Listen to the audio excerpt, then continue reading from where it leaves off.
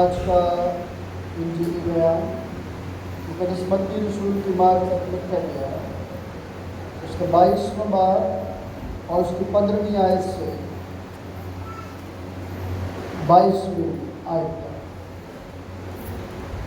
مقدس متی رسول کی مارفت لکھا گیا انجیلی بیان اس کا 22واں باب اور اس کی 15ویں آیت سے جو مرقوم ہے۔ اس وقت فریسیوں نے جا کر مشورہ کیا کہ اسے کیوں کر باتوں میں پھنسائیں۔ پس انہوں نے اپنے شاگردوں کو ہیرودیوں کے ساتھ اس کے پاس بھیجا اور انہوں نے کہا، اے استاد، ہم جانتے ہیں کہ تو سچا ہے اور سچائی سے خدا کی راہ کی تعلیم دیتا ہے اور کسی کی پرواہ نہیں کرتا، کیونکہ تو کسی آدمی کا طرفدار نہیں۔ پس ہمیں بتا، تو کیا سمجھتا ہے؟ قیصر کو جزیہ دینا روا ہے یا نہیں؟ یسوع نے ان کی شرارت جان کر کہا، اے ریاکارو، مجھے کیوں آزماتے ہو؟ جزیے کا سکہ مجھے دکھاؤ۔ وہ ایک دینار اس کے پاس لائے۔ اس نے ان سے کہا، یہ صورت اور نام کس کا ہے؟ انہوں نے اس سے کہا، قیصر کا۔ اس پر اس نے ان سے کہا، پس جو قیصر کا ہے وہ قیصر کو، اور جو خدا کا ہے وہ خدا کو ادا کرو۔ انہوں نے یہ سن کر تعجب کیا اور اسے چھوڑ کر چلے گئے۔ یہ ہمارے خدا یسوع مسیح کی انجیل ہے۔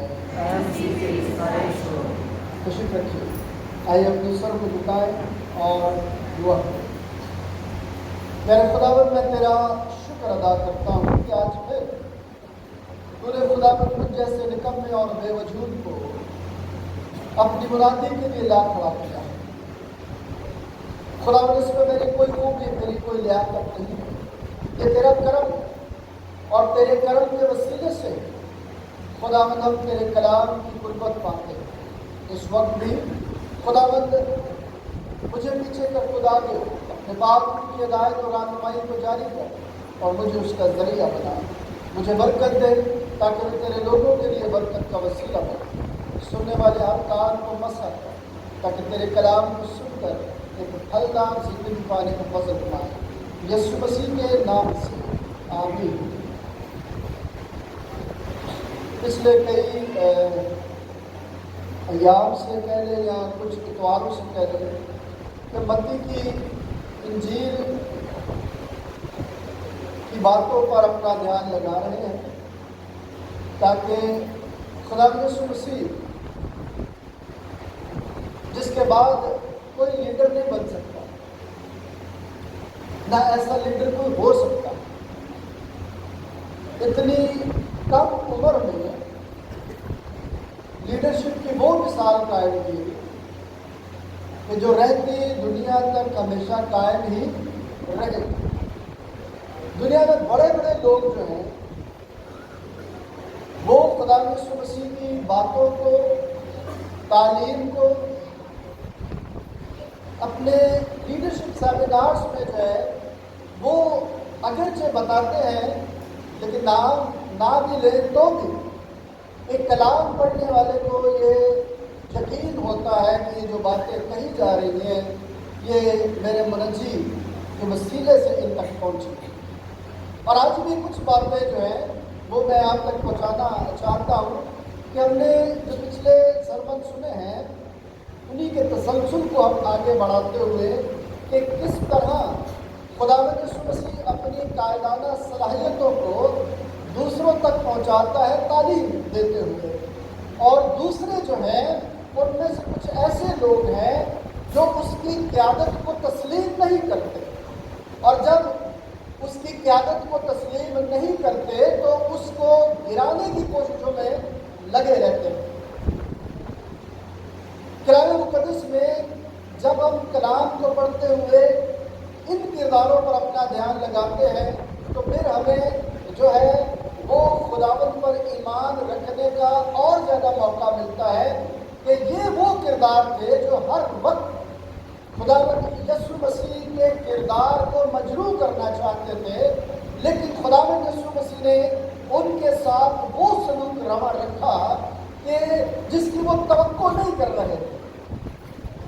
خداوند انہیں ایسے جواب دیا کرتے تھے جو آج بھی اپنی ہماری زندگی میں اہمیت کے حامل ہیں۔ کوئی بھی انہیں رد نہیں کر سکتا، اور سکھلائی کے لیے، لرننگ پروسیس کو آگے بڑھانے کے لیے انہی باتوں کو سامنے رکھ کر آگے بڑھایا جاتا ہے۔ آج ایک بڑی خوبصورت بات سیکھنے کو مجھے اور آپ کو ملے گی جو ہم آج کے اس حوالے میں جانیں گے۔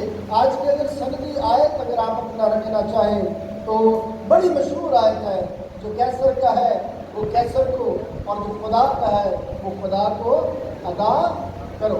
یہ بڑی مشہور آیت ہے، اور اس آیت کے اندر جو پیغام ہے آج ہم اس کو تھوڑی دیر کے لیے سمجھنے کی کوشش کریں گے، جاننے کی کوشش کریں گے کہ ہمارے رویے جو ہیں وہ اس آیت کی روشنی میں کس طرح سے آگے بڑھ سکتے ہیں۔ اگر کمزور ہیں تو وہ زوراور ہو جائیں گے، اگر وہ زور پکڑ رہے ہیں تو وہ اور زیادہ زوراور ہوتے چلے جائیں گے، مضبوط ہوتے چلے جائیں گے۔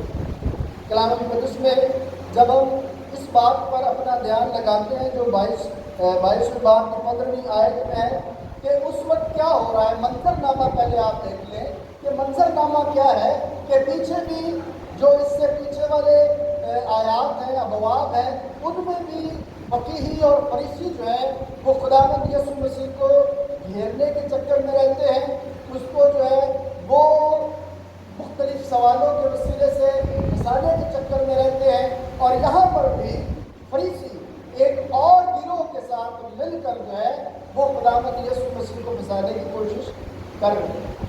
اس زمانے میں یہودیوں کے اگر گروہوں کی بات کی جائے تو 4 مشہور گروہ تھے جو اپنی تعلیم کے ساتھ اپنی منفرد حیثیت رکھتے تھے، جس میں فقیہی بھی تھے، فریسی فقیہی بھی تھے، اور اسیلی بھی تھے، اور صدوقی بھی تھے، اور پھر اس کا ذکر جن کا کیا گیا ہے جو ہیرودین ہے وہ بھی یہاں پر موجود تھے۔ اب ان چاروں فرقوں کے اندر جو ہے وہ اپنی قابلیت کے حساب سے اپنی جماعت موجود تھی، اور وہ جماعت دوسری جماعتوں کے ساتھ کوئی اچھے تعلق رکھتی نہیں۔ بات اس منظر نامے میں سمجھنے والی کیا ہے، کیا لکھا ہوا ہے ذرا سنیے۔ اس وقت فریسیوں نے جا کر مشورہ کیا کہ اسے کیوں کر باتوں میں پھنسائیں۔ اب فریسی جو ہے وہ مشورہ کر رہے ہیں آپس میں کہ کس طرح پھنسائیں، ہماری باتوں سے تو وہ پھنسنے سے دور ہے، ہم کس طرح کریں۔ اب ایک اور حکمت عملی یا ایک اور اسٹریٹجی لے کر وہ آتے ہیں، بس انہوں نے اپنے شاگردوں کو ہیرودیوں کے ساتھ اس کے پاس بھیجا۔ اگر آپ ان دونوں فرقوں کی تھوڑی سی بات کو سمجھیں تو جو فقیہ اور فریسی ہیں یہ تو شریعت اور خدا کے احکام پر عمل کرنے والے لوگ ہیں۔ قدم قدم پر وہ اس بات کو دھیان میں رکھتے تھے کہ یہ قدم اٹھانا شریعت کے مطابق ہے یا نہیں۔ وہ تو اپنی ریتی رواجوں اور رسموں کو سامنے رکھ کر کوئی فیصلہ کرتے تھے، اور ان کا مطمع نظر عام طور پر خدا کی شریعت پر لوگوں کو عمل کرانا تھا، اور یہ جو 10 احکام ہیں ان کو مد نظر رکھتے ہوئے وہ لوگوں کو تعلیم دیتے تھے، وہ طہارت کی بات کرتے تھے، وہ پاکیزگی کی بات کرتے تھے۔ اب جس گروہ کے ساتھ وہ اپنا تعلق بنا رہے ہیں فطرتی طور پر وہ ان کے ساتھ نہیں۔ اب ہیرودی ایک سیاسی گروہ تھا جو اپنے مفاد کے لیے رومیوں کے ساتھ مل گیا تھا، یہ یہودی وہ بھی، لیکن وہ اپنے مفاد کے کے لیے रोमियों के साथ मिल गए ताकि जो है वो अपना मफाद हासिल कर सके, अपनी हुकूमत को कायम रख सके और उन अहकाम को बलाए ताक रख के जो फरीसी सिखा रहे थे शरीयत के हवाले से उनको वो रद्द कर देते। अब ये आपने चीज़ सीखनी है क्योंकि यही वो बात है जो इस सनदी आयत के अंदर पोशीदा बात को उजागर करेगी कि जो कैसर का है वो कैसर को और जो खुदा का है वो खुदा को अदा करे। अब ये दोनों ग्रोह जो है जिनका आपस में बैठना मुमकिन नहीं था, लेकिन यीशु को सामने रखा जब उन्होंने तो पता चला कि दोनों का दुश्मन यीशु है। हालांकि यीशु उनका दुश्मन नहीं है, लेकिन दोनों यीशु को अपना दुश्मन समझते थे। एक वो के शरीयत के एतबार से हम इसको जीत ही नहीं पा रहे, और दूसरा ये कि सियासी तौर पर भी लोग इसके पीछे पीछे चल रहे थे, उसे अपना बादशाह बनाने की सोच रहे थे।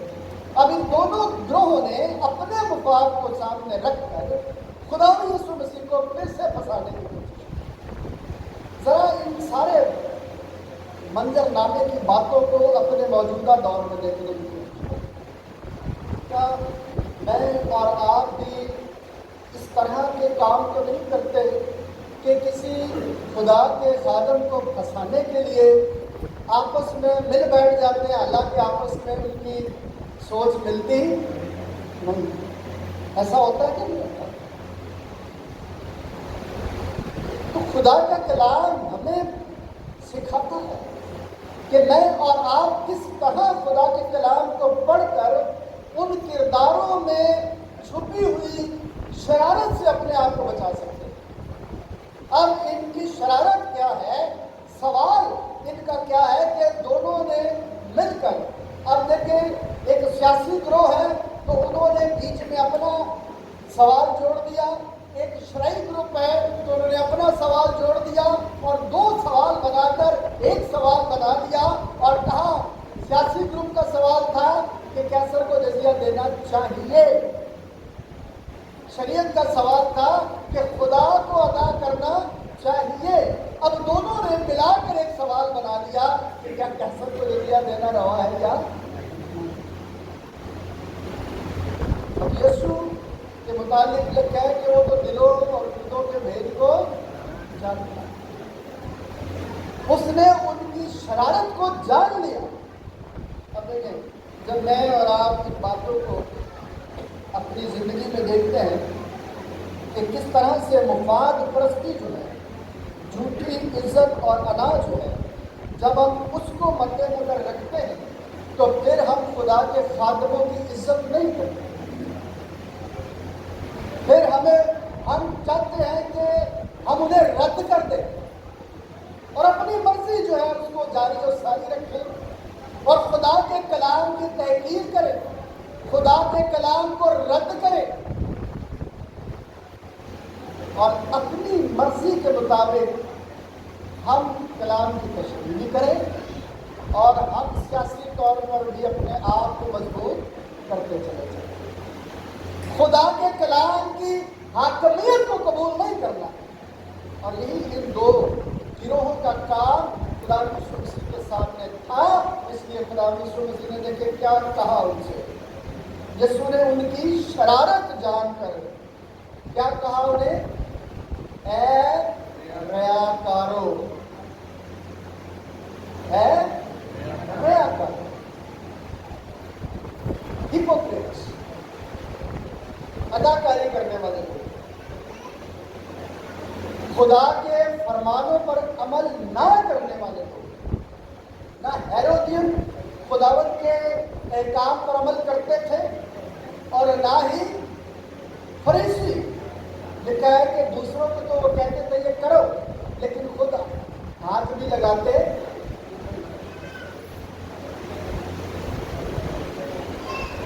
एक शख्स मुझे मिला और उसने कहा कि पादरी साहब ये स्टोरी तो आपने सुनी। मैंने कहा अच्छा आप दोबारा सुना दो, मैं फिर सुन लेता। 2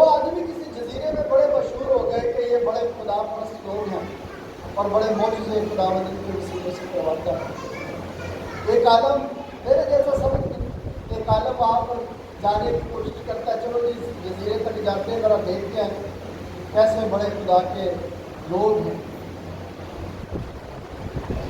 تو وہ کتابیں پڑھتا ہوا شپ میں بیٹھا ہوا تھا، جہاز میں، اور جا رہا تھا اور مختلف منصوبے سوچتا ہوا جا رہا تھا۔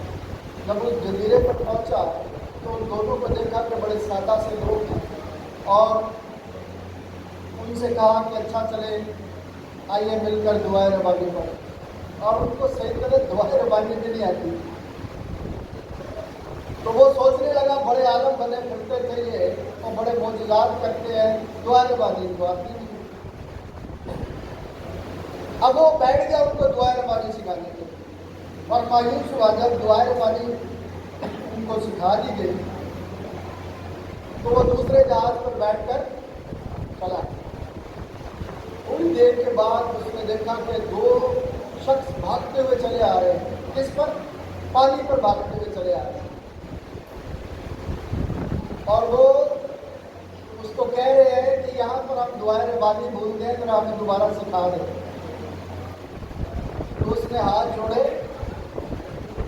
کہا کہ میرا ایمان تمہارے ایمان سے بڑا نہیں، تم اپنے ایمان میں ہی کیا رہو، قائم رہو۔ یہ ہے تعلق خدا کے ساتھ جوڑنا۔ بہت ساری کتابیں پڑھ لینا، تشریحات کر لینا، تفسیر کر لینا کافی نہیں ہے جب تک اس پر عمل نہیں ہوگا۔ فریسی اپنی ذات کو سامنے رکھ کر اتنے بڑے عالم ہونے کے باوجود خدا کی سادہ باتوں کو جو یسوع مسیح کے وسیلے سے سکھائی جا رہی تھی، سمجھنے سے کیا تھے؟ قاصر تھے۔ کیوں قاصر تھے؟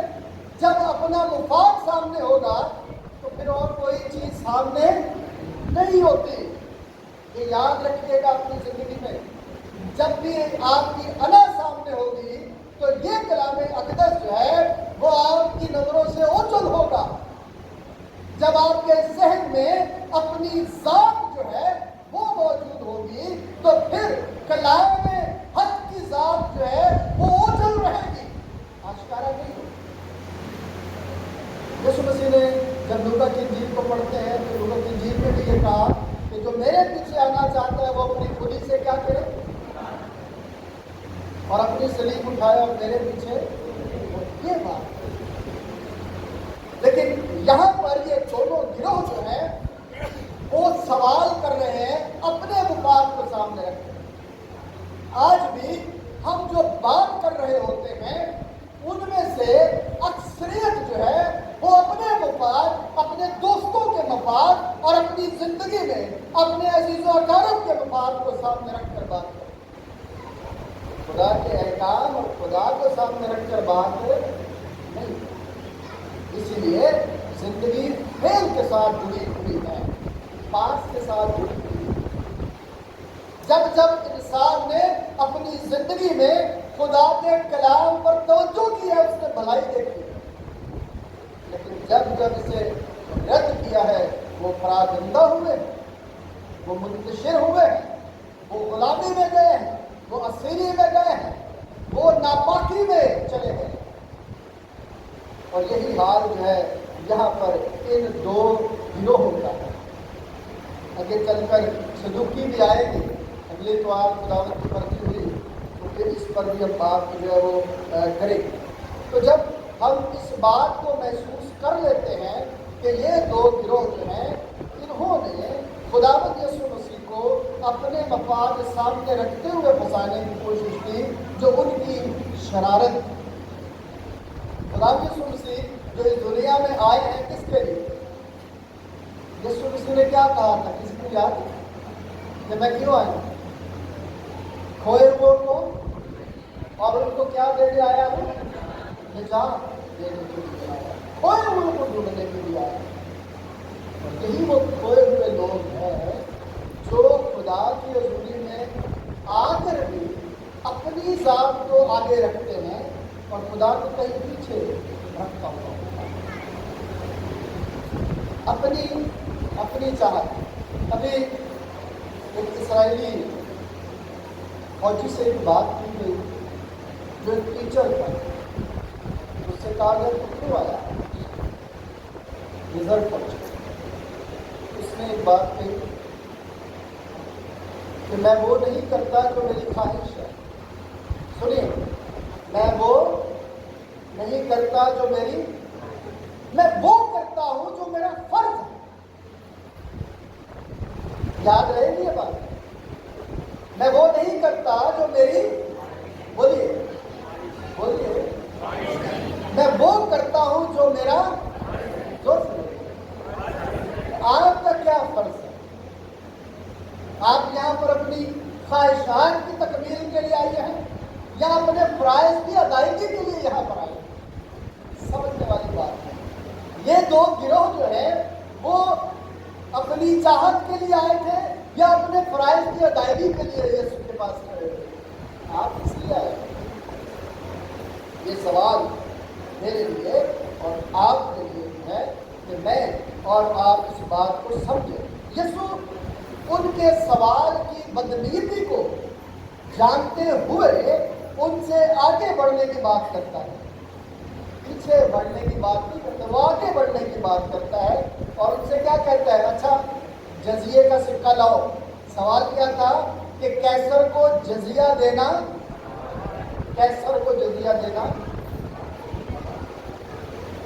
تو کیا کہا یسوع نے؟ اچھا جزیے والا سکہ لے کے آؤ. کون سا سکہ لے کر آؤ؟ جزیے والا سکہ لے کر آؤ. جزیے کے سکے کی جو ہسٹری ہے وہ کچھ فرق ہے. عام سی بات پہلے میں آپ کو بتا دوں کہ اس زمانے میں 3 ٹیکس لاگو تھے.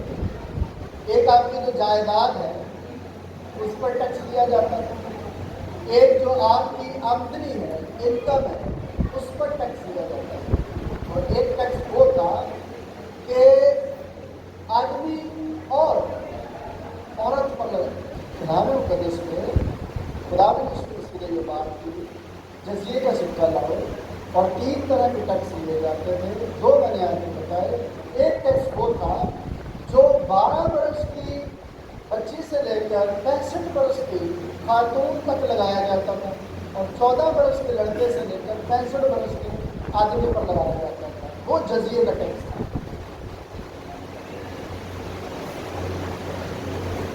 کیسر والا سکہ جو ہے، کیسر کا سکہ جب پرانے وقتوں میں جب سکے پر تصویر لگائی جاتی تھی تو وہ اپنے آپ کو خدا لوگوں تک بتاتا تھا کہ میں تمہارا کیا ہوں؟ خدا ہوں. اب یہ وہ شریعت والا نقطہ تھا کہ فریسی اب یہ سوچ رہے تھے کہ یہ اب کیا کہے گا. لیکن خدا یسوع مسیح کو دلائل اور حقائق کی بات کرتے، مفروضوں میں بات نہیں کرتے، ہوا میں تیر نہیں مارتے. انہوں نے کہا کہ اچھا وہ سکہ لاؤ جو جزیے کا سکہ کہلاتا ہے، جو تمہاری ذات پر ٹیکس لگا ہوا ہے کہ تم اس خدا کے ہو. یاد رکھنے والی بات ہے کہ تم، یہ جو سکہ ہے اس پر جو کیسر کی تصویر ہے یہ خدا ہے. اور جب تم اس کو ادا کرو گے تو یہ ثابت کرو گے کہ تمہارا یہ واقعی خدا ہے.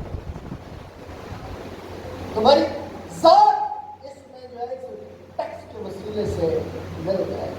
اور یہ قابل قبول شریعت کے لوگوں کو نہیں تھا، کیونکہ کلام یہ کہتا ہے تو میرے حضور غیر معبودوں کو نہ اپنے لیے کوئی تراشی معبود بنانا، نہ میرے واسطے کوئی تراشی بنانا. اب دونوں طرح سے پھنسانے کی کوشش، لیکن یسوع نے کہا کہ سکہ مجھے لاؤ. اب سکے کے اوپر لگی ہوئی تصویر کے مطابق اس نے یہ بات اس لیے کہی کیونکہ اس دور میں سکے کے اوپر جو تصویر ہے وہ اس بات کی بھی نشاندہی کرتی تھی کہ یہ سکہ کسی شخص کی ملکیت ہے. یہ سکہ کسی شخص کی ملکیت ہے.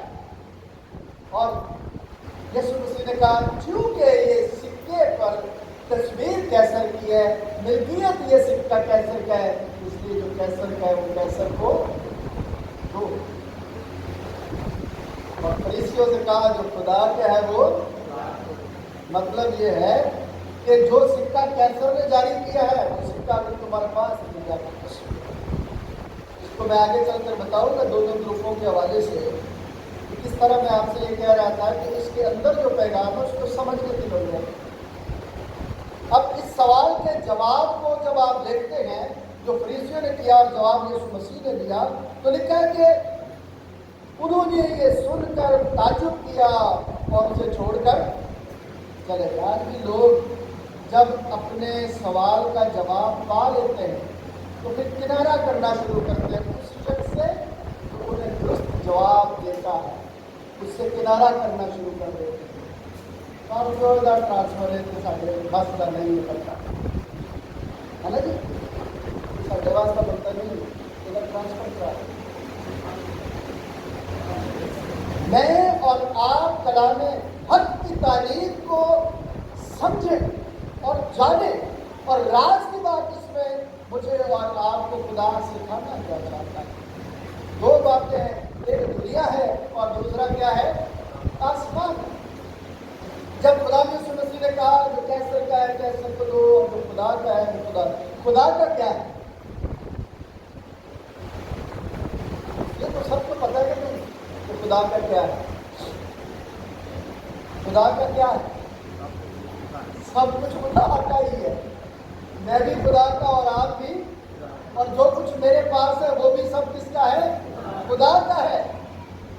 میں بہت کم جو ہے وہ ہدیے کی تعلیم دینے کی کوشش کرتا ہوں، کیونکہ میں سمجھتا ہوں کہ کلیسیاؤں کو ہدیہ دینے کا پتہ کہ کس کو کیا دینا ہے سب کو پتہ ہے۔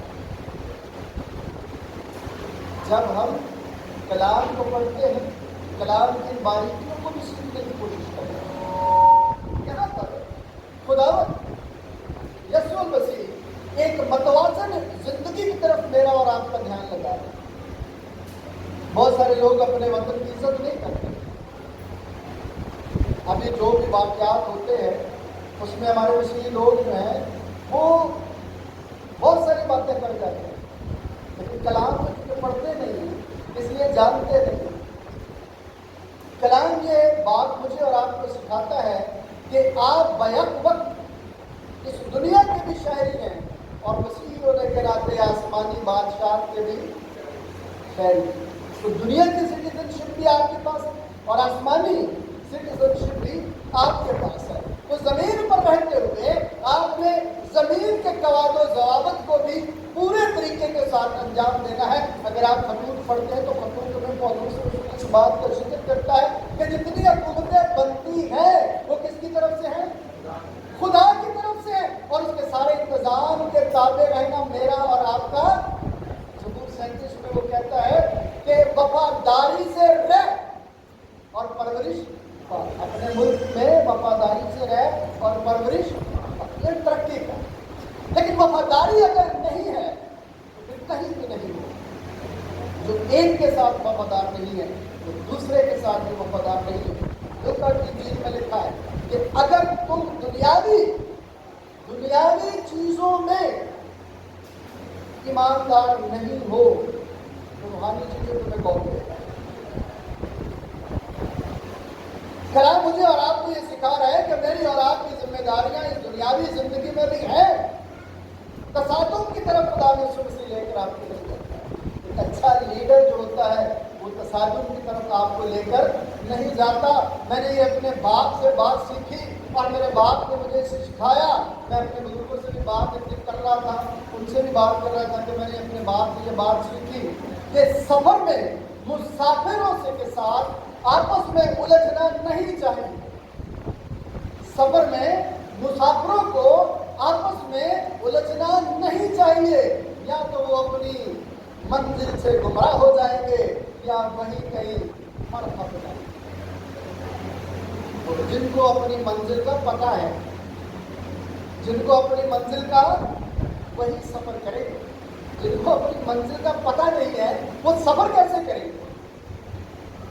تو یسوع مسیح اپنی منزل پر الجھتا نہیں ہے بلکہ سلجھاتا ہے چیزوں کو، اور اس نے یہ بھی الجھن جو ہماری زندگیوں میں ہمیں بتائی، دنیا بری نہیں ہے، صرف دنیا سے پیار اور دنیا کے ساتھ وابستگی اس طور سے کر لینا کہ سب کچھ یہی ہے، یہ برا ہے۔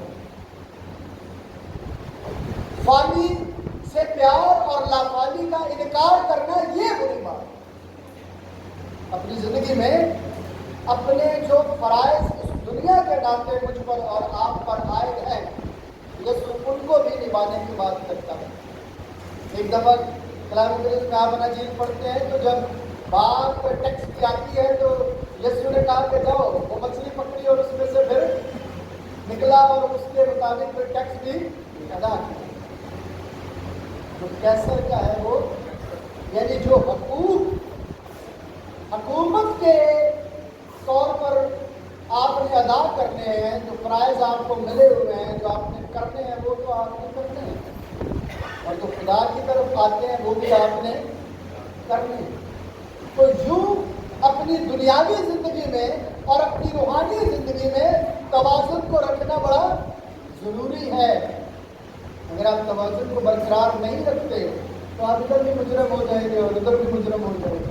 دنیا میں اور آپ انسانوں کو دیکھتے ہیں، اور اگر انسانوں کے ساتھ رابطہ نہیں ہے تو اگر سب پڑھے تو وہاں پر کیا لکھتا ہے کہ جس کو تو دیکھتا ہے اس سے تو پیار کرتا نہیں، اور جسے تو دیکھا نہیں ہے اس سے پیار کا دعویٰ کیا کرے گا؟ تو اس دنیا میں جو آپ کی ذمہ داریاں ہیں وہ آپ کے اوپر لے کر جائیں گی اگر آپ نے پوری کی ہے تو۔ اگر پوری نہیں کی تو کبھی بھی آپ کو آسمانی سٹیزن شپ میں داخل ہونے اپنی زندگی میں اس بات کو سیکھنے کے لیے کلام میں جو بات کی گئی کہ جو کیسر کا ہے وہ کیسر کو دو، جو خدا کا ہے وہ خدا کو دو، تو اپنی معاشرتی ذمہ داریوں کو، اپنے کاموں کو اخلاقی طور پر بھی ادا کرنا سیکھیں، تاکہ جب آپ خدا کی حضوری میں داخل ہوں تو وہ آپ سے یہ نہ کہے کہ جب میں بھوکا تھا تو تم نے مجھے کھانا نہیں کھلایا، جب میں پیاسا تھا تو تم نے مجھے پانی نہیں پلایا۔ تمہیں چاہیے تھا کہ تم حکومتوں کے تابع رہتے، لیکن تم نے یہ تابع داری۔ آج میرے لیے اور آپ کے لیے موقع ہے کہ ماں باپ اپنے بچوں کی تعلیم و تربیت جو اس دنیا میں رہ کر کرنی، فارمل تعلیم اور پھر شرعی تعلیم، دونوں کا خیال رکھیں۔ جب آپ بپتسمہ بچے کو دلاتے ہیں تو آپ عہد کرتے ہیں کہ میں اس کی تعلیم و تربیت کا ذمہ دار ہوں، اور اگر وہ ذمہ داری پوری نہیں کی تو پھر بچے کو الزام مت، آپ نے ذمہ داریاں پوری نہیں کی۔ آج میرے لیے اور آپ کے لیے موقع ہے کہ ہم اس بات کو جان پائیں، سمجھ پائیں۔ جب ہم اپنی زندگی میں توازن کو قائم کر لیں گے تو پھر ہم خدا کی برکت اور بخشش کو جان پائیں۔ خدا اس پیغام کو اسی سمجھ اور سب کو بخشش بخشے۔ آئیے دعا۔ میرے باپ، میں تیرا شکر ادا کرتا ہوں کہ تو نے یہ فضل بابرکت موقع دیا کہ ہم اپنی زندگی میں تیرے بیٹے اپنے منجی یسوع مسیح کی تعلیمات کو اس طرح سے حاصل کریں کہ جس کے وسیلے سے سارا جلال ہو چلے۔ خدا ہمیں ایسی زندگی بسر کرنے کا فضل دے تاکہ ہم دنیاوی طور پر بھی تیرے وفادار اور روحانی طور پر بھی وفاداری کی زندگی بسر کر سکیں۔ یسوع مسیح کے نام سے آمین۔